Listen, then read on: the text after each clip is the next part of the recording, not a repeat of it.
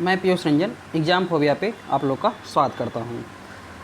मैं आज आप लोग के बीच फिर से करीब बिहार दरोगा मेंस का 50 क्वेश्चन का प्रैक्टिस सेट लेके हाजिर हूँ। और ये जो प्रैक्टिस सेट है आपको बिहार दरोगा मेंस और बिहार ईएसआई प्री दोनों में काम देगा।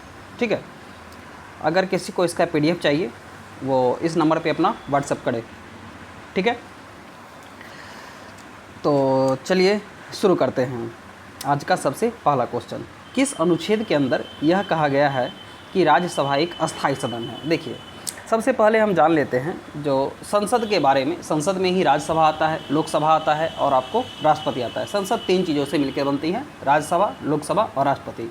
तो संसद की जो चर्चा की गई है भाग 5 के अंतर्गत अनुच्छेद 79 से लेकर अनुच्छेद 122 तक। ठीक है, तो इसी में राज्यसभा के बारे में बातें भी कही गई है। देखिए, अनुच्छेद 79 में आपको संसद के गठन के बारे में है। ठीक है, और अनुच्छेद 80 में आपको राज्यसभा के बारे में कहा गया है, राज्यसभा के गठन के बारे में। ठीक है, और अनुच्छेद 81 में लोकसभा के गठन के बारे में कहा गया है। लेकिन हमारा यहाँ क्वेश्चन है जो राज्यसभा किस अनुच्छेद के अंदर कहा गया है कि राज्यसभा एक अस्थायी सदन है। तो अनुच्छेद 83 के अंतर्गत यह बातें कही गई हैं कि राज्यसभा एक अस्थायी सदन है। ठीक है, इसके अंतर्गत अनुच्छेद 83 के अंतर्गत। ठीक है, तो हम राज्यसभा के बारे में कुछ बातें को और जान लेते हैं। जैसे कि देख लीजिए, 1954 से पहले, ठीक है, 1954 से पहले राज्यसभा को राज्य परिषद के नाम से जाना जाता था। लेकिन 1954 के बाद इसे हम राज्यसभा के नाम से जानते हैं। ठीक है, राज्यसभा का प्रथम बार गठन जो हुआ था 13 मई 1952 को हुआ था। कब हुआ था? 13 मई 1952 को। ठीक है, राज्यसभा में राज्य व संघ राज्य क्षेत्रों के प्रतिनिधि होते हैं जो कि विधानसभा के निर्वाचित सदस्य होते हैं। ठीक है, राज्यसभा की जो उम्र सीमा होती है कितनी वर्ष होती है? 30 वर्ष होती है। ठीक है, और राज्यसभा में वर्तमान में 245 सदस्य हैं। ठीक है, जिनमें 229 सदस्य राज्यों के प्रतिनिधि होते हैं। ठीक है, 4 जो है संघ राज्य क्षेत्रों के होते हैं और 12 जो है राष्ट्रपति के द्वारा मनोनीत किया जाता है अनुच्छेद 80 के तहत।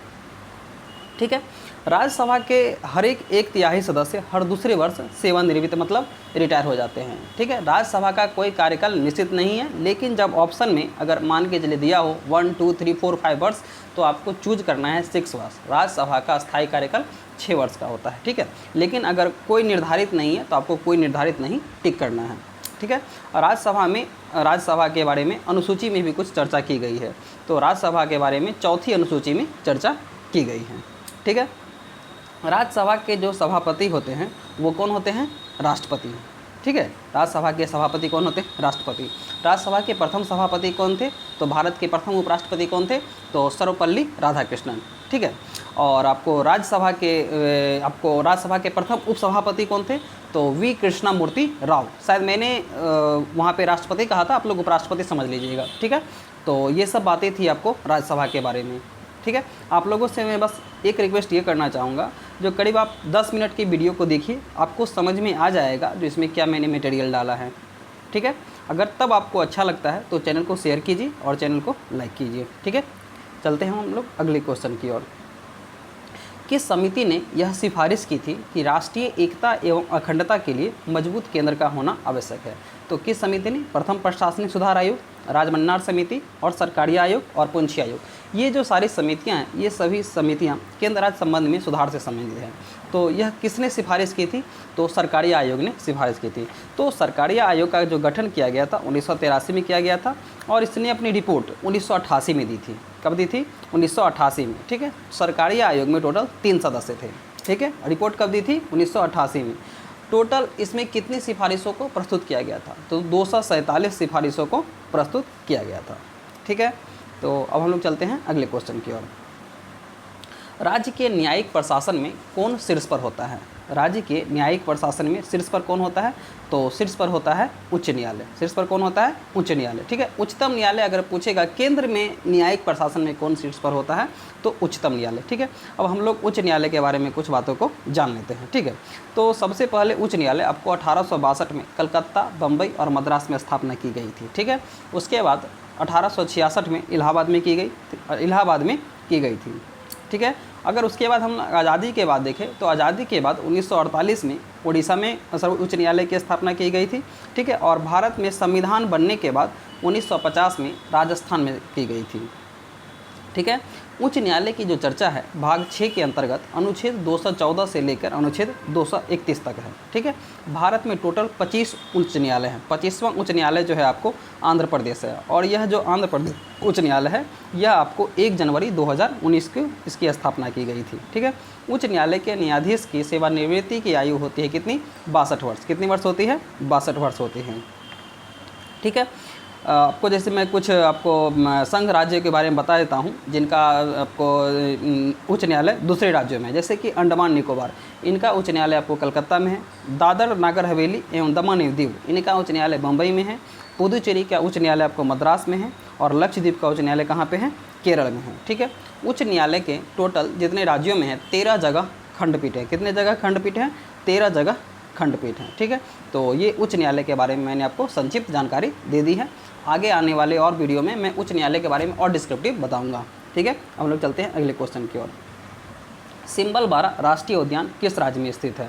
और इस ठीक है, सिंबलबारा राष्ट्रीय उद्यान किस राज्य में स्थित है? आपको इसी राज्य में गौड़ीमारा बन जाएगा, बक्सा राष्ट्रीय उद्यान मिल जाएगा, न्योड़ा राष्ट्रीय उद्यान मिल जाएगा, सिंगिलाला राष्ट्रीय उद्यान मिल जाएगा, सुंदरवन राष्ट्रीय उद्यान मिल जाएगा, और जल्दपारा राष्ट्रीय उद्यान मिल जाएगा। तो ये सारे राष्ट्रीय उद्यान किस राज्य में हैं? तो ये सारे उद्यान हैं आपको पश्चिम बंगाल में। ठीक है। कौन कौन सा? बक्सा, गौड़ीमारा, सिंबलबारा, न्योड़ा वैली, सिंगिलाला, सुंदरवन और जल्दपारा। ठीक है। अब हम लोग आंध्र प्रदेश के बारे में बात कर लेते हैं। आंध्र प्रदेश में आपको वेंकटेश्वर नेशनल पार्क है, राजीव गांधी नेशनल पार्क है, और पापीकोंडा नेशनल पार्क है। ठीक है। अब हम लोग कर्नाटक की बात कर लेते हैं। कर्नाटक में कौन कौन से पार्क हैं? ठीक है। कर्नाटक में सबसे पहले बांदीपुर है, उसके बाद बनघट्टा है, उसके बाद कुद्रेमुख है, उसके बाद राजीव गांधी है। राजीव गांधी को हम लोग नागरहोल नेशनल पार्क के नाम से भी जानते हैं। और कर्नाटक में एक और नेशनल पार्क है, कौन सा? Anshi national park. ठीक है। केरल में देखिए, जिस पार्क के अंत में आपको 16 लगा मिल जाए, आप वो समझ लीजिए वो पार्क कहाँ पे है? केरल में है। ठीक है, समझ गए। और चलते हैं अगले क्वेश्चन की ओर। तातीपाका तेल रिफाइनरी किस राज्य में स्थित है? तो तातीपाका तेल रिफाइनरी किस राज्य में है? तो यह आपको आंध्र प्रदेश में है। कहाँ पे है? आंध्र प्रदेश में है। ठीक है। आपको तमिलनाडु में कौन सा तेल रिफाइनरी है? मंगमडम है, अवाड़ी है, विडुगंबकम है। ठीक है। गुजरात में कौन सा तेल रिफाइनरी है? गुजरात में नवग्राम है, कलोल है, धोलका है, सोमांसन है। तो ये सब तेल रिफाइनरी कहाँ पे है? आपको गुजरात में। ठीक है। चलते हैं अगले क्वेश्चन की ओर। इनमें से कौन सी गाय की नस्ल नहीं है? गिर गाय की नस्ल है, राठी गाय की नस्ल है, देवनी गाय की नस्ल है, सुरती, यह सुरती जो है आपको भैंस की नस्ल है। ठीक है। चलते हैं हम अगले क्वेश्चन की ओर। गोरखपुर नाभिकीय विद्युत संयंत्र किस राज्य में स्थित है? तो ये गोरखपुर नाभिकीय विद्युत संयंत्र है, यह आपको हरियाणा में है। कहाँ पे है? हरियाणा में है। उत्तर प्रदेश में कौन सा नाभिकीय विद्युत संयंत्र है? उत्तर प्रदेश में आपको नरौरा है। ठीक है। मध्य प्रदेश में कौन सा है? भीमपुर और चुटका है। ठीक है। और पश्चिम बंगाल में कौन सा है? तो पश्चिम बंगाल में हरिपुर नाभिकीय विद्युत संयंत्र है। ठीक है। अब हम लोग चलते हैं अगले क्वेश्चन की ओर। इंडियन ओपिनियन नामक अखबार का प्रकाशन किस भाषा में नहीं किया जाता था? तो ये जो इंडियन ओपिनियन अखबार है, महात्मा गांधी दक्षिण अफ्रीका से प्रकाशित करते थे, और यह जो अखबार है आपको गुजराती में ही प्रकाशित होता था, तमिल में प्रकाशित होता था, हिंदी में प्रकाशित होता था, और अंग्रेजी में प्रकाशित होता था। लेकिन यह अखबार आपको उर्दू में प्रकाशित नहीं होता था। ठीक है। तो हम लोगों ने समझ लिया इंडियन ओपिनियन कहाँ से? गांधी जी करते थे दक्षिण अफ्रीका से। ठीक है। गांधी जी के बारे में कुछ बातों को हम लोग और जान लेते हैं। ठीक है। गांधी जी के द्वारा स्थापित किया गया पहला आश्रम फिनिक्स आश्रम था, जो कि आपको दक्षिण अफ्रीका में किया गया था, और यह आपको 1904 में किया गया था। ठीक है। इस आश्रम को आपको 2000 ईस्वी में दोबारा खोला गया है। ठीक है। गांधी जी ने ही नटाल इंडिया कांग्रेस की स्थापना दक्षिण अफ्रीका में 1894 में की थी। ठीक है। ये सब आपको गांधी जी के बारे में छोटी छोटी बातें थी। आगे आने वाली वीडियो में मैं इसके बारे में और बताऊंगा। ठीक है। चलते हैं अगले क्वेश्चन की ओर। गांधी जी ने चार्ल्स एंड्रयूज को दीनबंधु की उपाधि से क्यों सम्मानित किया था? देखिए, ये चार्ल्स एंड्रयूज जो है 1925 और 1937 में ऑल इंडिया ट्रेड यूनियन के अध्यक्ष भी रहे थे। ठीक है। और ये चार्ल्स एंड्रयूज जो है, जब गांधी जी द्वितीय सम्मेलन में भाग लेने के लिए लंदन गए थे, तो गांधी जी के साथ ये एक सहायक के रूप में ये गए थे। तो गांधी जी ने चार्ल्स एंड्रयूज को दीनबंधु की उपाधि इसलिए दी थी क्योंकि उन्होंने गरीबों के प्रति चिंता किया था। ठीक है। गरीबों के प्रति चिंता को देखते हुए गांधी जी ने चार्ल्स एंड्रयूज को दीनबंधु की उपाधि से सम्मानित किया था। ठीक है। गांधी जी को महात्मा किसने कहा था और किस दौरान कहा था? गांधी जी को महात्मा रविंद्रनाथ टैगोर ने कहा था, और किस दौरान कहा था? तो चंपारण सत्याग्रह के दौरान कहा था। ठीक है, चलते हैं अगले क्वेश्चन के। इनमें से कौन जैन धर्म के तीर्थकर नहीं है? जैसा कि हम लोग जानते हैं जैन धर्म में टोटल 24 तीर्थकर है। 24वें तीर्थकर महावीर है। महावीर का प्रतीक चिन्ह क्या है? सिंह। पहले तीर्थकर कौन है? ऋषभदेव। पहले तीर्थकर कौन है? ऋषभदेव। तो 24 तीर्थकर है। 24 तीर्थकर को देखिए करीब 10 या 12 नाम आप लोग को याद होगा, ठीक है। तो इसलिए मैंने सबसे डिफरेंट नाम दिया है। देखिए अभिनंदन तीर्थकर हैं, शीतलनाथ तीर्थकर हैं, विमलनाथ तीर्थकर हैं, आनंद तीर्थकर नहीं है। आनंद कौन है? ये महावीर के शिष्य थे। ये महात्मा बुद्ध के शिष्य थे। आनंद कौन थे? महात्मा बुद्ध के शिष्य थे। ठीक है, समझ में आ गया। जैन धर्म के बारे में कुछ बात और जान लीजिए। जैन धर्म का आपको पहला सम्मेलन कहाँ पे हुआ था? पाटलिपुत्र में। और दूसरा सम्मेलन कहाँ पर हुआ था? वल्लभी, गुजरात में। ठीक है, आगे आने वाली वीडियो में मैं और जैन धर्म के बारे में बताऊंगा। ठीक है, चलते हैं अगले क्वेश्चन के। रियो 20 सम्मेलन क्या है? तो रियो 20 सम्मेलन जो है यह धारणीय विकास पर संयुक्त राष्ट्र का सम्मेलन है। ठीक है, संयुक्त राष्ट्र की स्थापना कब हुई थी? 24 अक्टूबर 1945 को।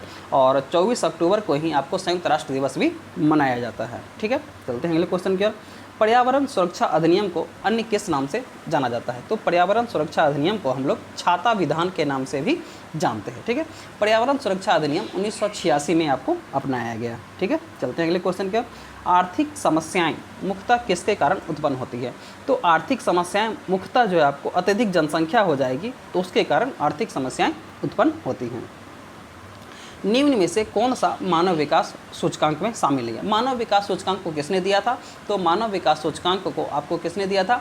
आपको दिया था महबूब उल हक ने। ठीक है, और इसको UNDP प्रकाशित करती है। भारत में आपको मध्य प्रदेश पहला राज्य है जिसने मानव विकास सूचकांक को प्रकाशित किया था। ठीक है, मानव विकास सूचकांक में जीवन प्रत्याशा को शामिल किया जाता है, वास्तविक प्रति व्यक्ति आय को शामिल किया जाता है, प्रौढ़ शिक्षा को शामिल किया जाता है, लेकिन सामाजिक असमानता को शामिल नहीं किया जाता है। ठीक है, चलते हैं अगले क्वेश्चन की ओर। उच्च न्यायालय के न्यायाधीश की नियुक्ति में किसका परामर्श आवश्यक है? देखिए, जब यहाँ उच्च न्यायालय की बात की गई है, मैंने इसे पिछले क्वेश्चन में आपको पूरा डिस्क्रिप्टिव बता दिया है। अब हम नियुक्ति के बारे में जान लेते हैं। तो देखिए, जब उच्च न्यायालय के न्यायाधीश की बात करें तो मुख्य न्यायाधीश, ठीक है, तो इसमें आपको उस राज्य के राज्यपाल होते हैं और भारत के मुख्य न्यायाधीश, ये दोनों परामर्श कर देते हैं। किसको? राष्ट्रपति को। राष्ट्रपति नियुक्त करता है। जब परामर्श होगा तो उस राज्य के राज्यपाल और भारत के मुख्य न्यायाधीश। ठीक है, और नियुक्ति कौन करता है? राष्ट्रपति। नियुक्ति कौन करता है? राष्ट्रपति। ठीक है, जब आपसे क्वेश्चन ऐसे पूछे उच्च न्यायालय के अन्य न्यायाधीश की नियुक्ति में किसका परामर्श आवश्यक है, तो उच्च न्यायालय के अन्य न्यायाधीश की नियुक्ति में आपको उच्च न्यायालय के मुख्य न्यायाधीश की भी नियुक्ति परामर्श आवश्यक है। ठीक है, तो उच्च न्यायालय जो है आपको इसमें आपको उच्च न्यायालय को हटाने के लिए भी महाभियोग की प्रक्रिया चाहिए। उच्च न्यायालय को भी हटाने के लिए महाभियोग की प्रक्रिया चाहिए। ठीक है, उच्च न्यायालय जो वेतन है 2,50,000 रुपये है। और इनका जो पेंशन है आपको जब ये रिटायर करते हैं तो उस समय जितना इनका वेतन होता है उसका 50% इनको रिटायर के बाद पेमेंट मिलता है। ठीक है, अब हम लोग चलते हैं अगले क्वेश्चन की ओर। प्रथम प्रशासनिक सुधार आयोग की रिपोर्ट के अध्ययन के लिए किसकी अध्यक्षता में एक दल का गठन किया गया था? तो प्रथम प्रशासनिक सुधार आयोग का गठन 1966 में मोरारजी देसाई की अध्यक्षता में किया गया था। हालांकि इसका अनुसरण आपको के हनुमंतैया ने किया गया था और इसने अपनी रिपोर्ट 1969 को दिया था, 1969 को दिया था। ठीक है, कब दिया था? 1969 को दिया था। ठीक है, और इसने इसके रिपोर्ट के अध्ययन के लिए शीतलवार की अध्यक्षता में एक समिति का गठन किया गया था। और ये प्रथम प्रशासनिक सुधार आयोग ने 22 सिफारिशें प्रस्तुत की थी। कितनी सिफारिशें प्रस्तुत की थी? तो टोटल 22 सिफारिशें प्रस्तुत की थी। ठीक है, चलते हैं अगले क्वेश्चन की ओर। राज्य विधानमंडल के किसी सदस्य को सदन चलने के कितने दिन पहले और कितने दिन बाद तक गिरफ्तार नहीं किया जा सकता? तो हम राज्य विधानमंडल के बारे में बात कर रहे हैं तो इसके बारे में कुछ और जानकारी हम जान लेते हैं। देखिए, राज्य विधानमंडल के बारे में जानकारी आपको भाग 6 में मिल जाएगी और यह आपको अनुच्छेद 168 से लेके अनुच्छेद 212 तक राज्य विधानमंडल के बारे में जानकारी ये है। ठीक है, अनुच्छेद 168 से लेकर अनुच्छेद 212 तक। ठीक है, भारत के टोटल 6 राज्यों में विधान परिषद है। कौन कौन से?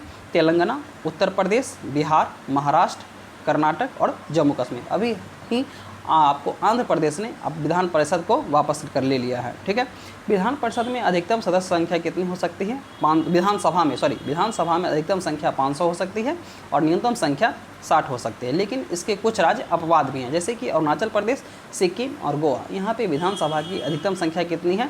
30 और आपको मिजोरम और नागालैंड, मिजोरम में 40 है और नागालैंड में 46 है। इसमें सिक्किम में जो है मात्र एक धर्म, सिक्किम मात्र एक ऐसा राज्य है जहाँ की धर्म के आधार पर आपको एक विधानसभा सदस्य की नियुक्ति की जाती है। ठीक है, विधानसभा में आपको प्रत्यक्ष निर्वाचन होता है और विधान परिषद में अप्रत्यक्ष निर्वाचन होता है। तो अप्रत्यक्ष निर्वाचन किस प्रकार से होता है उसके बारे में हम जान लेते हैं। विधान परिषद में, विधान परिषद के आपको 1/3 सदस्य स्थानीय जो होता है, स्थानीय नगर पालिका से या स्थानीय पंचायत से ये सब चुने जाते हैं। कितने? 1/3 सदस्य। ठीक है, और 1/12 सदस्य जिन्होंने 3 वर्ष पूर्व स्नातक कर लिया हो वो चुने जाते हैं। ठीक है, फिर 1/12 सदस्य जो 3 वर्ष से अध्यापन कर रहे हैं, किसमें? सरकारी विद्यालयों में जो अध्यापन कर रहे हैं टीचर, उनको विधान परिषद के लिए मनोनीत किया जा सकता है। ठीक है, 1/3 सदस्य, ठीक है, विधानसभा के सदस्यों में से निर्वाचन किया जाता है। ठीक है, 1/3 सदस्य विधानसभा के सदस्यों में से निर्वाचन किया जाता है। राज्यपाल 1/6 सदस्यों को भी मनोनीत करते हैं। राज्यपाल 1/6 सदस्यों को मनोनीत किया जाता है। ठीक है, तो टोटल ये आपको विधान परिषद के बारे में भी मैंने बता दिया है। ठीक है, अब हम लोग चलते हैं अगले क्वेश्चन की ओर। आंगल, यहाँ पे मंगल लिखा गया, यहाँ मंगल नहीं होगा, यहाँ पे होगा आंगल। आंगल भारतीय व्यक्ति किसे कहा जाता है? देखिए, आंगल भारतीय व्यक्ति, इसको जो है लोकसभा में और आपको विधानसभा में या राज्यसभा में और विधान परिषद में राष्ट्रपति को मनोनीत करने का अधिकार है, किसी भी संसद के किसी भी सदन में। तो इसमें राष्ट्रपति केंद्र में और राज्यपाल आपको विधानसभा में। ठीक है, विधानमंडल में।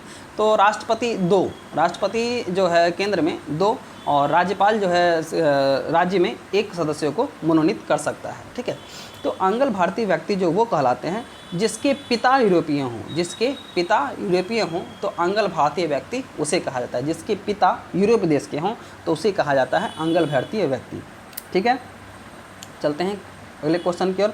द्रव प्रणोदक प्रणाली केंद्र किस राज्य में नहीं है? आपको द्रव प्रणोदक प्रणाली केंद्र तिरुवनंतपुरम में है, बेंगलुरु में है, महेंद्रगिरी में है, लेकिन आपको उड़ीसा में यह द्रव प्रणोदक प्रणाली केंद्र नहीं है। अब चलते हैं अगले क्वेश्चन, देखते हैं क्या है। भारत का प्रथम परमाणु पनडुब्बी कौन सा है? तो भारत का प्रथम परमाणु पनडुब्बी कौन सा है? तो भारत का प्रथम परमाणु पनडुब्बी आपको INS चक्र है। ये INS कावेरी किया है। तो ये जो INS कावेरी है, ये INS कावेरी जो है आपको प्रथम पनडुब्बी है। जब परमाणु पनडुब्बी पूछे तो INS चक्र, और जब प्रथम पनडुब्बी पूछे तो INS कावेरी। ठीक है, अब कावेरी को दक्षिण भारत की गंगा भी कहा जाता है और इस यह भारत की प्रथम पनडुब्बी भी है। अब INS विक्रांत क्या है? तो INS विक्रांत जो है भारत का प्रथम विमान वाहक पोत है। INS विक्रांत क्या है? भारत का प्रथम विमान वाहक पोत है। ठीक है, और ये अप्सरा क्या है? तो अप्सरा भारत का प्रथम परमाणु रिएक्टर है। ठीक है, चलते हैं अगले क्वेश्चन की ओर। समान ऊंचाई वाले बिंदुओं को मिलाने वाली रेखा क्या कहलाती है? तो समान ऊंचाई वाले बिंदुओं को मिलाने वाली रेखा समोच्च रेखा कहलाती है। क्या कहलाती है? समोच्च रेखा कहलाती है। ठीक है, देखते हैं अगला क्वेश्चन क्या है। पार्थनान किस देश का राष्ट्रीय स्मारक है? तो ये जो पार्थनान है आपको यूनान देश का राष्ट्रीय स्मारक है और यह आपको यूनान के एथेंस में स्थित है। कहाँ पे? एथेंस में स्थित है। ठीक है, देखते हैं अगला क्वेश्चन क्या है। महात्मा बुद्ध के निवास के लिए वेलुवन नामक विहार किसने बनाया था? तो महात्मा बुद्ध के निवास के लिए वेलुवन नामक विहार आपको बिंबिसार ने बनाया था। किसने बनाया था? बिंबिसार ने बनाया था। किसने? बिंबिसार ने बनाया था।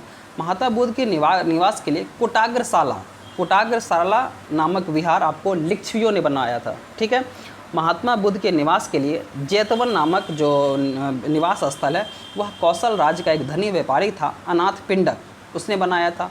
महात्मा बुद्ध के निवास के लिए पुब्बाराम या पूर्वाराम वन विहार आपको कौशल नरेश प्रसेनजीत ने बनवाया था।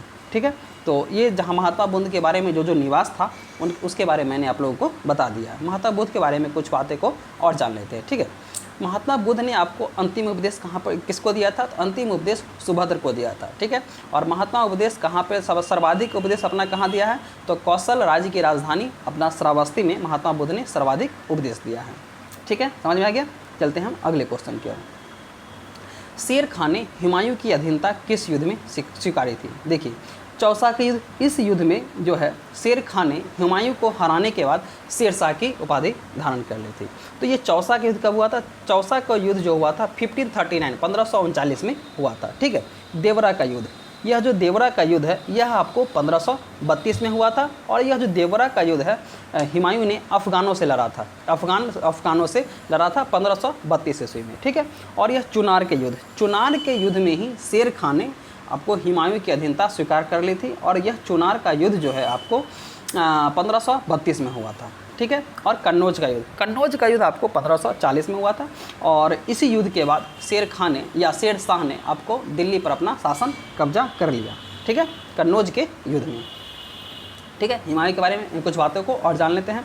हुमायूं दिल्ली सल्तनत का एक ऐसा शासक था जिसने स्वर्ण मुद्रा का फिर से प्रचलन किया था, ठीक है। और हुमायूं का मकबरा, ठीक है, हुमायूं का मकबरा हाजी बेगम ने बनाया था, और इस हुमायूं के मकबरे का डिज़ाइन आपको एक ईरानी वास्तुकार था मीरक मिर्जा ग्यास, यह इसका वास्तुकार था, किसका, तो हुमायूं के मकबरे का डिज़ाइन। यह जो हुमायूं का मकबरा है आपको श्वेत संगमरमर से निर्मित यह भारत का प्रथम दोहरा गुंबद वाला मकबरा है, ठीक है। अब हम लोग चलते हैं, देखते हैं अगले क्वेश्चन की ओर। अकबर किस सूफी मंत्र में अपनी आस्था व्यक्त की और उसको समर्थन दिया था? तो अकबर चिश्ती संप्रदाय के सूफी मत में अपनी आस्था व्यक्त की और उसको समर्थन दिया था, ठीक है। अकबर ख्वाजा मोइनुद्दीन चिश्ती जो कि अजमेर में रहते थे उनके दरगाह पर जाता रहता था, ठीक है। और अकबर ने जगत गुरु की उपाधि जो है हरि विजय सूरी को दी थी, ठीक है। अकबर ने आपको युग प्रधान की उपाधि जीन चंद्र सूरी को दी थी। अकबर के दरबार में ही रॉलेफ फिंच ब्रिटिश व्यापारी जो कि आपको फतेहपुर सिकरी में और आगरा में पहली बार आया था, ठीक है। अकबर ने ही आपको घोड़े दागने की प्रथा को फिर से शुरू किया था, ठीक है। अकबर जो है अकबर ने ही आपको 10 साला बंदोबस्त प्रणाली, ठीक है, अकबर ने ही टोडरमल प्रणाली, तो ये सब बातें शुरू की थी। आगे आने वाले वीडियो में मैं अकबर के बारे में और बातों को बताऊंगा, ठीक है। चलते हैं अगले क्वेश्चन, देखते हैं अगला क्वेश्चन क्या है। 10 से 500 मनसब प्राप्त करने वाले को क्या कहा जाता था? देखिए 10 से 500 मनसब प्राप्त करने वाले को 3 भागों में बांटा गया है। सबसे पहला है 10 से 500, तो 10 से 500 में जो मनसब प्राप्त करते थे उनको मनसबदार कहा जाता था, ठीक है। और जो 500 से लेकर 2500 प्राप्त करते थे उनको अमीर कहा जाता था, और 2500 से जो ऊपर प्राप्त करते थे उनको अमीर आजम कहा जाता था। तो 10 से 500 मनसब प्राप्त करने वाले को आपको क्या कहा जाता था? तो मनसबदार कहा जाता था, ठीक है। देखते हैं अगला क्वेश्चन क्या है। दिल्ली सल्तनत के किस सुल्तान ने खलीफा से अपने पद की मान्यता नहीं ली थी? तो वह सुल्तान था अलाउद्दीन खिलजी, ठीक है। अलाउद्दीन खिलजी ने बलबन के सिद्धांतों को पुनर्जीवित किया था, और अलाउद्दीन खिलजी ने यह एक ऐसा शासक था जो कि एक नया धर्म चलाना चाहता था, लेकिन अपने मित्र अलाउल मुल्क के कहने पर इसने एक विचार को त्याग दिया। अलाउद्दीन खिलजी ने ही आपको सिकंदर सानी की उपाधि धारण की थी। अलाउद्दीन खिलजी के समय ही खालिसा भूमि अधिक पैमाने पर विकसित हुई थी, ठीक है। और अलाउद्दीन खिलजी ने ही दीवान मुस्तखराज व्यवस्था शुरू की थी कृषि में सुधार के लिए, ठीक है। और अलाउद्दीन खिलजी ने ही घोड़े के दागने की प्रथा शुरू की थी, ठीक है। और अलाउद्दीन खिलजी के समय ही भ्रष्टाचार लगभग ख़त्म हो गया था, ठीक है। तो ये सारी बातें मैंने आपको अलाउद्दीन खिलजी के बारे में बता दिया है, ठीक है। देखते हैं अगला क्वेश्चन क्या है। नंदी हिल्स पर्वतीय नगर किस राज्य में स्थित है? तो नंदी हिल्स पर्वतीय नगर आपको कर्नाटक में, कहाँ पे है? कर्नाटक में है। अगर मध्य प्रदेश की बात करें तो मध्य प्रदेश में पंचमढ़ी है। हालांकि कर्नाटक में एक और पर्वतीय नगर है, कौन सा है? तो केमानगुंडी पर्वतीय नगर, यह आपको कहाँ पे है? कर्नाटक में ही है, ठीक है। चलिए देखते हैं अगला क्वेश्चन क्या है। निम्न में से किस राज्य में सर्वाधिक दशकीय वृद्धि दर्ज हुई है? तो मेघालय वह राज्य है जिस राज्य में सर्वाधिक दशकीय वृद्धि दर्ज हुई है। और नागालैंड एक ऐसा राज्य है जहां पर न्यूनतम दशकीय वृद्धि दर्ज हुई है, मतलब माइनस में चला गया है। नागालैंड में 0.6% माइनस में चला गया है, ठीक है। चलिए देखते हैं अगला क्वेश्चन क्या है। दमन गंगा सिंचाई परियोजना किस राज्य में है? तो दमन गंगा सिंचाई परियोजना आपको यह गुजरात में है, ठीक है। और इस सिंचाई परियोजना से गुजरात को और दमन दीव को पानी पहुँचाया जाता है, ठीक है। कर्नाटक में कौन सा है? तो कर्नाटक में आपको ओंकारेश्वर है, बाणगंगा सागर परियोजना है, ठीक है। मध्य प्रदेश में आपको मध्य प्रदेश में आपको बाणगंगा सागर है, और आपको ये ओंकारेश्वर जल विद्युत सिंचाई परियोजना है, ठीक है। चलिए देखते हैं अगला क्वेश्चन क्या है। कराकास किस देश की राजधानी है? तो कराकास जो है आपको वेनेजुएला की राजधानी है, और इस देश की वेनेजुएला की मुद्रा आपको क्या है? तो बोलीवर है, क्या है? बोलीवर है। सूरीनाम की राजधानी क्या है? तो सूरीनाम की राजधानी आपको परामारिबो है, और इसकी मुद्रा क्या है? गिल्डर है, ठीक है। उरुग्वे की राजधानी क्या है? तो उरुग्वे की राजधानी मोंटेवीडियो है, और इसकी मुद्रा क्या है? पीसो है, ठीक है। बोलिविया की राजधानी क्या है? तो बोलिविया की राजधानी लापाज है और इसकी मुद्रा क्या है? बोलिवियानो। इसकी मुद्रा क्या है? बोलिवियानो। चलिए ठीक है, अब देखते हैं अगला क्वेश्चन क्या है। कामेत तथा त्रिशूल पर्वत शिखर भारत के किस राज्य में स्थित है? तो कामेत तथा त्रिशूल पर्वत शिखर ये आपको कहाँ पे है? उत्तराखंड में है। कहाँ पे है? उत्तराखंड में। सेला दर्रा भारत के किस राज्य में स्थित है? तो सेला दर्रा आपको भारत के अरुणाचल प्रदेश में है। और अरुणाचल प्रदेश में कुछ और दर्रा हैं, जैसे कि बोमडिला दर्रा है, बूमला दर्रा है, दीपू दर्रा है, पांगसाट दर्रा है। ठीक है, तो ये सब कहाँ पे है? अरुणाचल प्रदेश में है। ठीक है, उत्तराखंड में हम जान लेते हैं उत्तराखंड में कौन कौन सा है। माना दर्रा है, नीति दर्रा है, लिपुलेख दर्रा है और मुलिंगला दर्रा है। ये सब कहाँ पे हैं? उत्तराखंड में। सिक्किम में कौन सा दर्रा है? सिक्किम में आपको जोजिला है और जिलेपला है। सिक्किम में आपको नथुला है और जिलेपला है। जोजिला दर्रा जो है आपको जम्मू कश्मीर है। जोजिला दर्रा कहाँ पे है? जम्मू कश्मीर में है। हिमाचल प्रदेश में कौन सा है? हिमाचल प्रदेश में आपको रोहतांग दर्रा है और सिपकिला दर्रा है। ठीक है, मणिपुर में कौन सा है? तुजू दर्रा है। ठीक है, लद्दाख में कौन सा दर्रा है? तो चांगला दर्रा है। ठीक है, तो दर्रे के बारे में मैंने भी आपको विस्तार से बता दिया है। ठीक है, देखिए दर्रा किसको कहा जाता है? दर्रा जो है मान के चलिए ये पहाड़ है, ये पहाड़ है। ठीक है, ये दोनों पहाड़ है, ये दोनों पहाड़ है, तो इसके बीच में से कोई एक क्षेत्र जो निकलता है, रास्ता निकलता है, उसी को क्या कहा जाता है? दर्रा कहा जाता है। ठीक है, चलिए देखते हैं अगला क्वेश्चन क्या है। दक्कन ट्रेप का निर्माण लगभग कितने वर्ष पूर्व हुआ है? तो दक्कन ट्रेप का जो निर्माण है लगभग 146 मिलियन वर्ष पूर्व हुआ है। विश्व परिवार दिवस कब मनाया जाता है? तो विश्व परिवार दिवस आपको 15 मई को मनाया जाता है। और इस बार आपको विश्व परिवार दिवस की थीम थी फैमिलीज इन डेवलपमेंट। क्या थी थीम?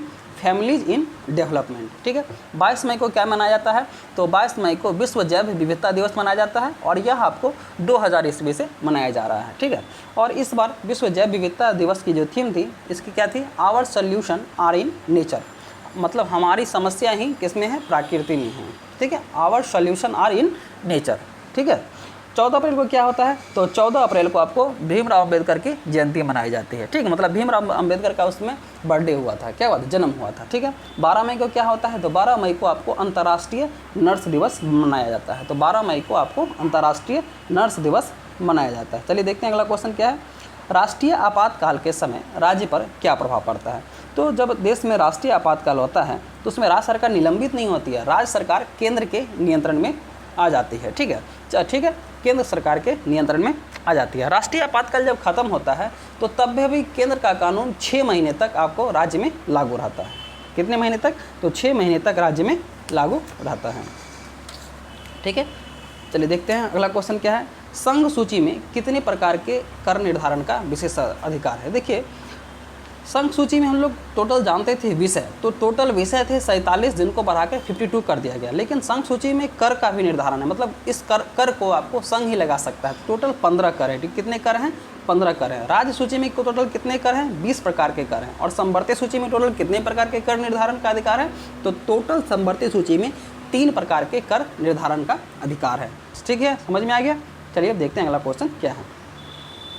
विधिक अनुदान क्या है? तो यह जो विधिक अनुदान है इसके बारे में चर्चा आपको अनुच्छेद 275 में कहा गया है। ठीक है, और विधिक अनुदान जो है आपको यह कहा गया है जब संघ राज्य को जरूरत पड़ेगा तो वह अनुदान उपलब्ध करवा सकता है।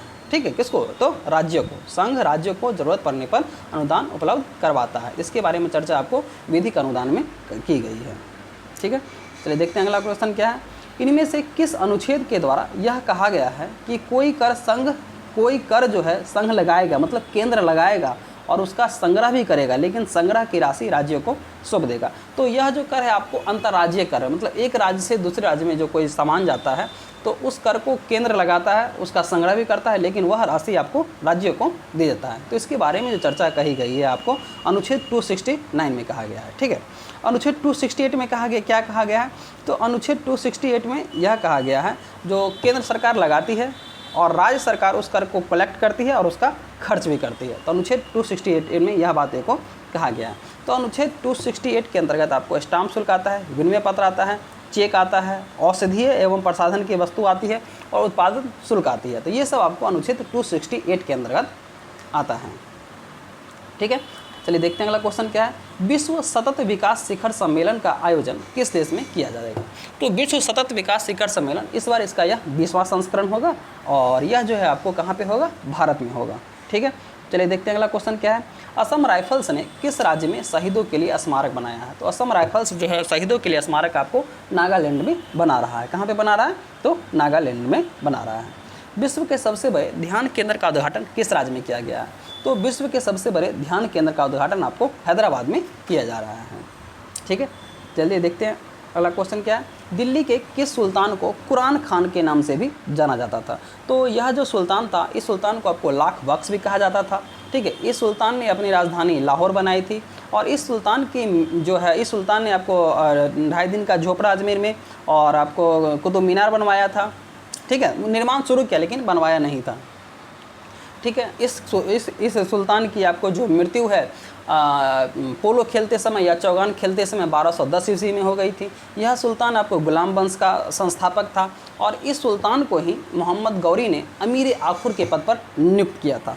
आप लोग समझ गए होंगे हम किस सुल्तान के बारे में बात कर रहे हैं। तो वो सुल्तान है कुतुबुद्दीन ऐबक। यह आपको गुलाम वंश का था और गुलाम वंश आपको 1206 से लेकर 1290 ईस्वी तक रहा था। ठीक है, और गुलाम वंश के जो शासक थे वे एक वंश के नहीं थे, उनके माता अलग वंश की थी और उनके पिता अलग वंश के थे। ठीक है, चलिए अब देखते हैं अगला क्वेश्चन क्या है।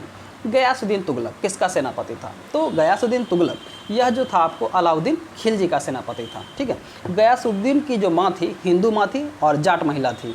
ठीक है, गयासुद्दीन तुगलक अलाउद्दीन खिलजी के समय दीपालपुर का राज्यपाल था और अलाउद्दीन खिलजी ये गयासुद्दीन तुगलक ने आपको 29 बार मंगोलों के आक्रमण को विफल किया। इसी कारण से इसको मलिक उल गाजी की उपाधि दी गई थी। ठीक है, और गयासुद्दीन तुगलक ने अपने शासनकाल में नहरों का निर्माण शुरू करवाया था। जब आपसे पूछे किस दिल्ली सल्तनत के शासनकाल में नहरों का निर्माण शुरू किया गया, तो गयासुद्दीन तुगलक के शासनकाल में। ठीक है, गयासुद्दीन तुगलक जो है खिलजी वंश के खुसरो शाह को समाप्त कर ये आपको तुगलक वंश की स्थापना की थी। ठीक है, गयासुद्दीन तुगलक का एक नाम और था गाजी बेग तुगलक या गाजी तुगलक के नाम से भी हम लोग गयासुद्दीन तुगलक को जानते हैं। ठीक है, चलिए देखते हैं अगला क्वेश्चन क्या है। अलीपुर षड्यंत्र मामले में अरविंद घोष का बचाव किसने किया था? तो अलीपुर षड्यंत्र मामले में अरविंद घोष का जो बचाव था चित्तरंजन दास ने किया था और यह जो अलीपुर षड्यंत्र मामला था अवैध हथियार रखने से संबंधित था। ठीक है, और अलीपुर षड्यंत्र मामले में ही एक सरकारी गवाह था नरेंद्र गोसाई, इसकी भी हत्या कर दी गई थी। ठीक है, अलीपुर षड्यंत्र मामले में ही अरविंद घोष के साथ साथ उनके भाई और 39 व्यक्ति को और भी गिरफ्तार किया गया था। ठीक है, तो देखते हैं अगला क्वेश्चन क्या है। काकोरी कांड में किसे फांसी नहीं दी गई थी? तो काकोरी कांड जो है आपको 9 अगस्त 1925 को हुआ था। यह ट्रेन लूटने की घटना है और यह जो काकोरी कांड है, जब सहारनपुर से लखनऊ ट्रेन जा रही थी तो उस ट्रेन को आपको अशफाकउल्ला खां, रोशन लाल, राजेंद्र लहड़ी और राम प्रसाद बिस्मिल इन्होंने इस ट्रेन को लूटा था। ठीक है, इस बाद में इनको फांसी दी गई थी। ठीक है, लेकिन अशफाकउल्ला खां एक ऐसे भारत के प्रथम मुसलमान थे जो भारत के पहले मुसलमान हैं जिनको आपको फांसी दी गई थी। ठीक है, चंद्रशेखर आज़ाद ये वहाँ से भाग गए थे, इसी कारण से ये पकड़े नहीं गए और 1931 में इन्होंने इलाहाबाद के एल्फ्रेड पार्क में अपनी खुद से गोली मार के आत्महत्या कर ली थी।